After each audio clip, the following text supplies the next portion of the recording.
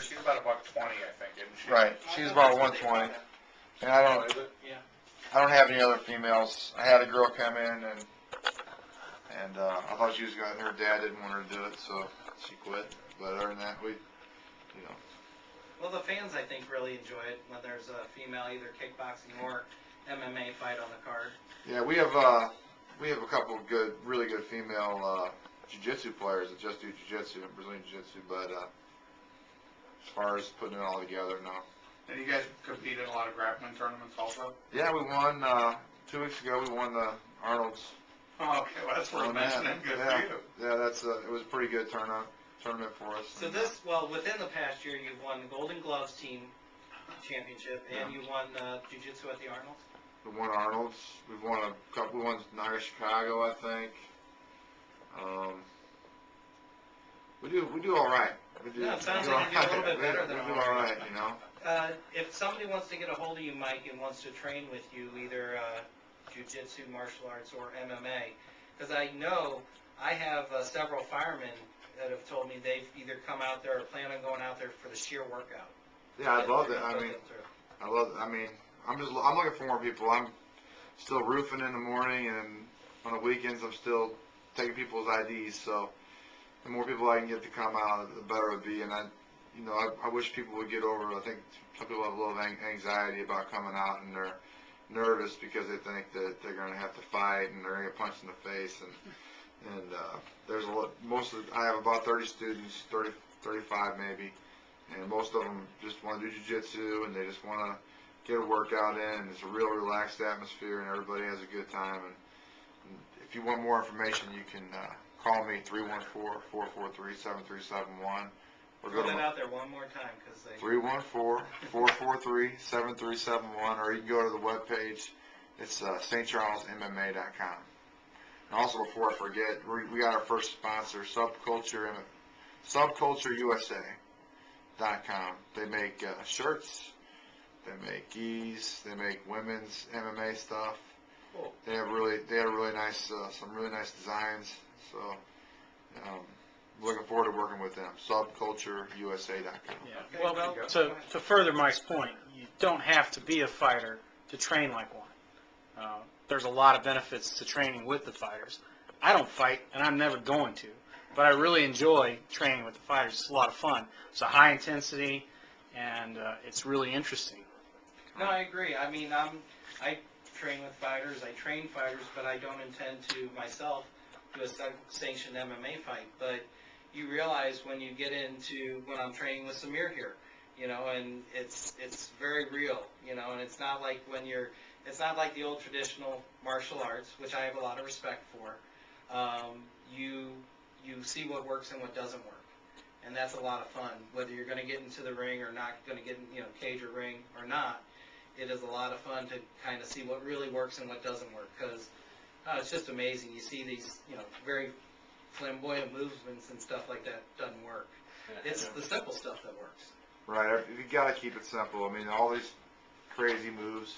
If you're really, really good and you have all your basics down, then the crazy moves might work a little bit. But Miguel Torres. Yeah. The axe kick over Yeah, the axe kick. Yeah. Did you see that? Axe kick. I don't remember. Okay, this is, and I haven't seen this since PKA days, but Miguel Torres, and I didn't even see him do it, but I heard about it, I know the move. In his last fight, he did an overhead axe kick, which means literally you just flip and hope to hit him with the bottom of your heels. And then you land flat on no, he landed flat on his back, but he got up. Yeah. He won the fight. Breakdancing. Yeah, exactly. Yeah.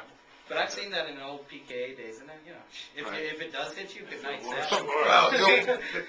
Something else that people they think about, like I would think that more old high school wrestlers would want to come out and do Brazilian Jiu-Jitsu because it's much easier. You keep competing. You can go to tournaments, and it's much easier on the body. It's not like you're banging heads. It was developed by a guy who weighed 135 pounds to be able to beat guys that weigh my size, 270 pounds, and that it's just to me it's a no-brainer for the local wrestlers that would want to do Brazilian Jiu-Jitsu. I was a wrestler, and I've actually got a lot of wrestlers at school, but I would think that it would be more popular with the wrestlers. even guys that have graduated, like 30, 40-year-old guys that wrestled in high school, I think they would really enjoy it if they liked wrestling. It's a continuation of competition. That's a good point, because I know Brian Mason, you wrestled in college too, and we won't tell anybody you're older than 24 or anything now, but you're a guy that Mike just described, a guy in his 30s that got in there later, and I don't know if it was a good transition or what brought you to it, but maybe you can talk about that for a minute. Most of you have seen Brian Mason on our show before, and also maybe you could talk a little bit about, I know why you're here, because you're such a good sport and such a good ambassador. Brian's the guy that didn't come out on the better end of the title fight this week, but he's here to talk about it, because that's the kind of guy he is. You mentioned those CMMA knees. I was a victim of two of them, so to the liver. So tell James thanks, by the way. No, yeah, I think Mike's right though. My son is a freshman in high school, and he came to me and he's I want to fight. It looks great, and I want to do it, and everything else. And so I tell you what, you make it through one season of high school wrestling, and then you come to me and you tell me you want to fight, and I'll get serious about it, And I think that's the best base. Obviously, like Mike said, he's got a lot of wrestlers at his school. Obviously, they're a very successful school. I know CMMA has a lot of wrestlers at their school. I think that is probably the best base to come from, and especially the transition to jiu-jitsu. So I know at Hit Squad, like everybody there wears some kind, Indiana, Purdue, Eastern Illinois. There's guys all the wrestlers. Well, like Mike said, it's a way for you to continue to compete when the Yeah, wrestling days are over. I was talking to him before, and they told him how old he was. He goes, "Oh, good. You better start doing jiu-jitsu tournaments." I'm going to get out of the MMA, buddy. That was a nice way to tell him to retire, thanks. But no, he's right though. It is a great, especially for someone like me that I love to compete. It was where, like he said, with the karate and stuff like that from my past, and wrestling and stuff like that, and all the sports. I was a three-sport athlete in college. I played soccer, I wrestled, and played baseball.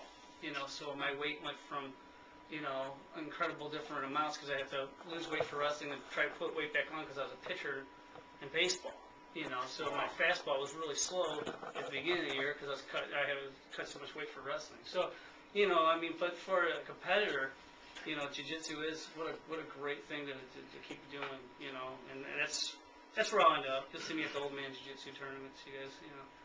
After I get punched a couple more times or a couple more knees from James Walsh, I'll be. Don't sell yourself short. You did a really good job. You were undefeated going into that fight. You did a really good job. You represented yourself well. Yeah. I'm sorry. Go ahead. No, I just wanted to say somebody out there sent me something in the mail, and I want to thank. It was anonymous. I wanted to thank them. It was a really classy thing. I got something.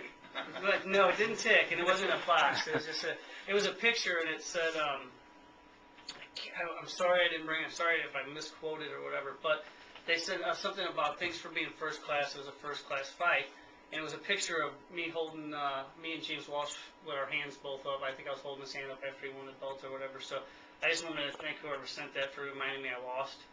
Thanks a lot. I appreciate it. I got that poster, on my wall now. So, but no, it was it made me feel better about losing.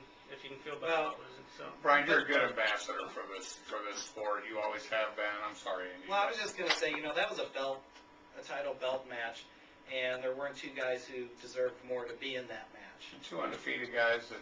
Two undefeated guys that if you fought again, I would never guarantee the outcome of the fight. yeah. Two guys who deserved, who are going to, do a good job banging. And truly a pleasure to watch you fight each I have other. a bunch of excuses, but my best one was his hair. I'm distracted. That mohawk was killing me, man. I couldn't focus on anything. Well, James he's not the tallest guy, so I think he just made him feel a me in little the eye taller. with one or something. No, he definitely deserved it. He beat me fair and square, no doubt about it. No shoes. So, Well, see, that was the whole thing, though, man. You were first class about it all the way. You even said that before, the respect that you had for their school and their trainer and their athletes. Yeah. In the weeks before it, you've been a great ambassador, Brian. You've always done your part to promote the sport, and I would deal with a guy like you every single time. I would deal with a guy like James, Mike Rogers and his group. And the reason is because Mike said it earlier. He makes his guys pay